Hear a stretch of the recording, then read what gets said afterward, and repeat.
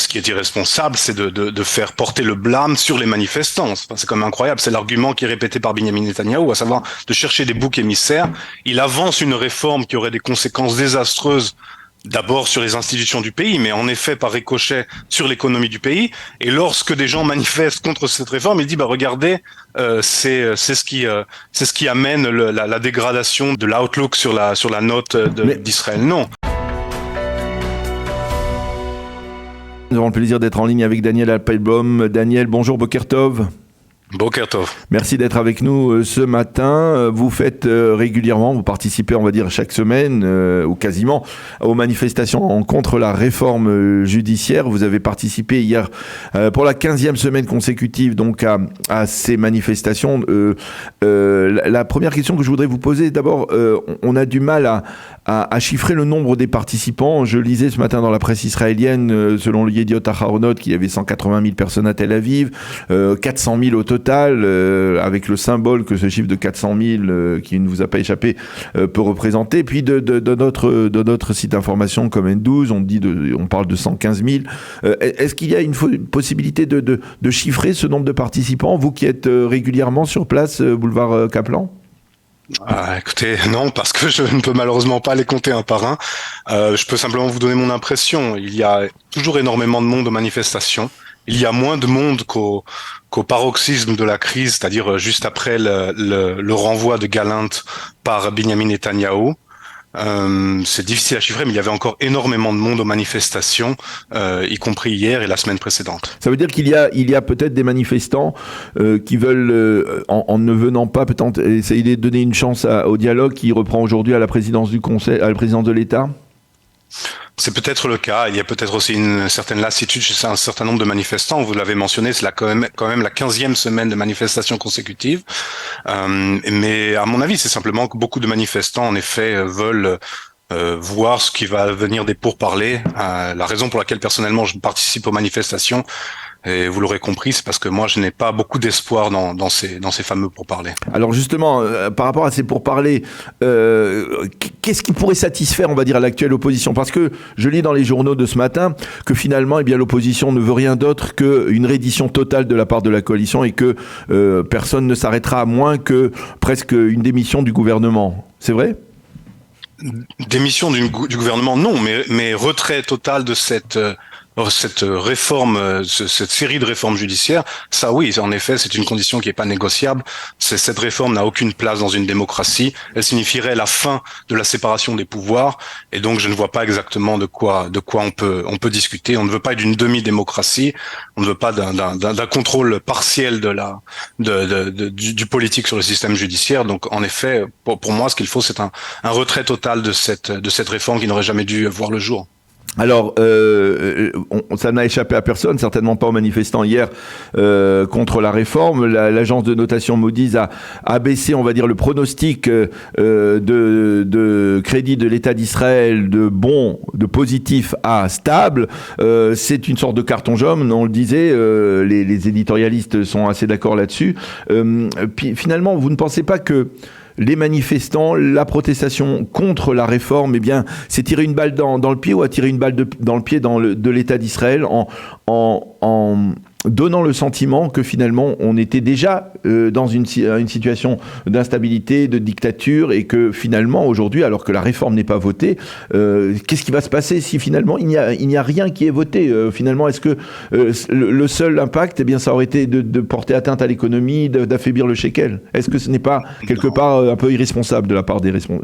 Non, ce qui est irresponsable, c'est de faire porter le blâme sur les manifestants. C'est quand même incroyable. C'est l'argument qui est répété par Benyamin Netanyahou, à savoir de chercher des boucs émissaires. Il avance une réforme qui aurait des conséquences désastreuses, d'abord sur les institutions du pays, mais en effet par ricochet sur l'économie du pays. Et lorsque des gens manifestent contre cette réforme, il dit regardez, c'est ce qui amène la dégradation de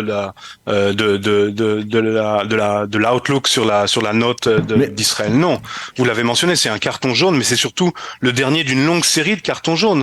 C'est-à-dire que ça a commencé à l'intérieur d'Israël, où la quasi-totalité des économistes israéliens ont mis en garde contre cette réforme. Ça s'est prolongé ensuite avec les mises en garde d'à peu près tout ce qu'Israël compte de forces vives, les patrons du high-tech, un certain nombre de prix Nobel de l'économie, y compris des acteurs étrangers qui sont donc pas politisés, qui ne font pas partie du dialogue politique en Israël. Et maintenant, c'est le dernier d'une longue série de cartons jaunes. Celui-ci qui vient d'une organisation qui encore une fois n'a rien à voir, qui n'est pas politisée. C'est pas une organisation qui est contre le gouvernement actuel et qui simplement regarde la situation et voit que si Israël prend le chemin de la Hongrie, ça aura des conséquences négatives sur son classement économique. Supposons que demain, Benjamin Netanyahou fasse une de ses déclarations du 20h, là, et puis annonce « je gèle totalement la réforme ». Le dégât causé sur l'économie israélienne, il aura déjà été causé, et finalement la réforme, elle n'aura jamais été appliquée. Donc est-ce que finalement ce n'était pas prématuré de faire des pronostics de la part des économistes aussi dramatiques, aussi catastrophiques, alors que la réforme elle-même n'a pas été votée, il n'y a pas eu le moindre aspect de vote de la réforme de la réforme judiciaire. Mais vous avez remarqué que ça n'a pas échappé à l'agence de notation Moody's. Elle n'a pas abaissé le crédit d'Israël, elle a simplement abaissé sa prévision pour la note si cette réforme venait à être passée. Donc la réponse à votre question est non. C'est-à-dire ça n'a pas d'impact. Le shekel qui a été affaibli au cours des dernières semaines, c'est la nature des marchés de faire intervenir dans le prix les expectations sur le futur. Donc évidemment que le shekel s'est déjà affaibli parce qu'il y a un risque qui est concret que cette réforme ait lieu et que donc les marchés sont bien obligés de pricer, de mettre de valuer ce risque potentiel.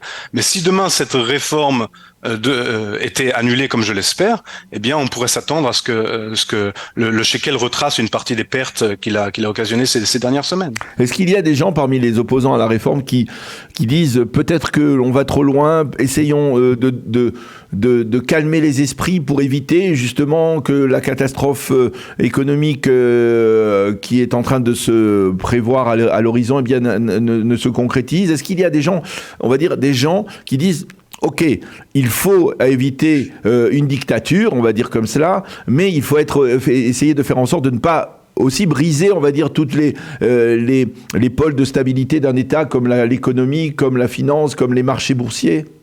Mais quel est le principal pôle de stabilité d'un État si ce n'est ses institutions? Donc, il est bien évident que les manifestants manifestent avant, et pourtant on a beaucoup parlé d'économie là, mais le principal risque, c'est un risque sur les institutions. Tout le reste en découle.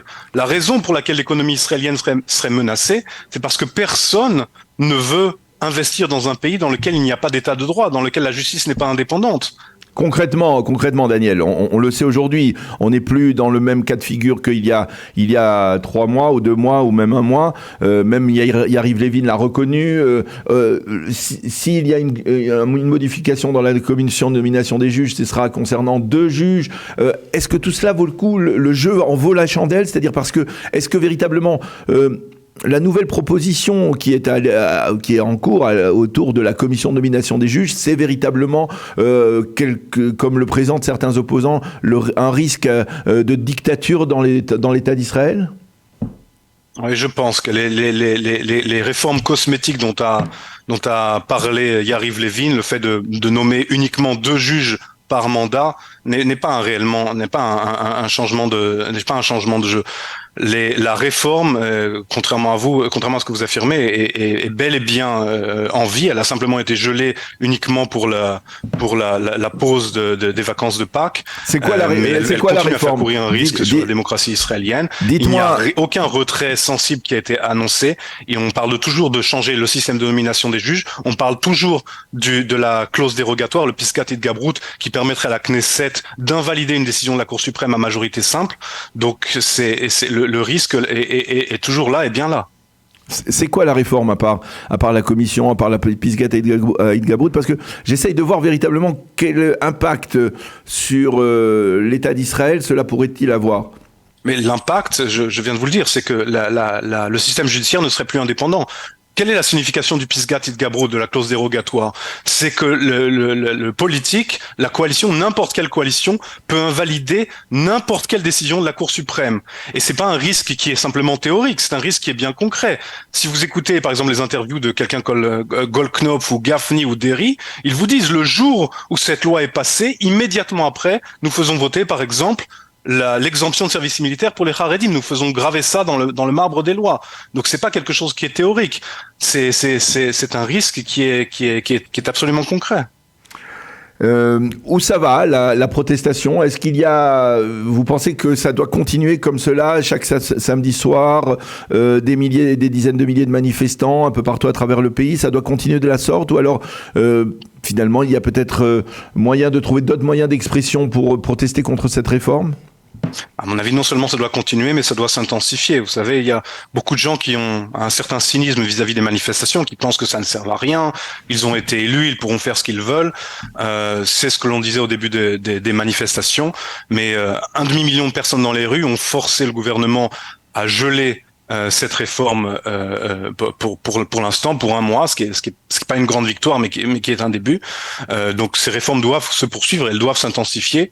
Si 1,5 million de personnes ont forcé le gouvernement à geler cette réforme, peut-être qu'1 million de personnes forceront le gouvernement à la retirer purement et simplement. Eh bien, Daniel Appelbaum, merci beaucoup d'avoir accepté de répondre ce matin à nos questions sur Radio Kalita. Merci d'avoir été avec nous. Bonne journée, à bientôt. Merci à vous aussi.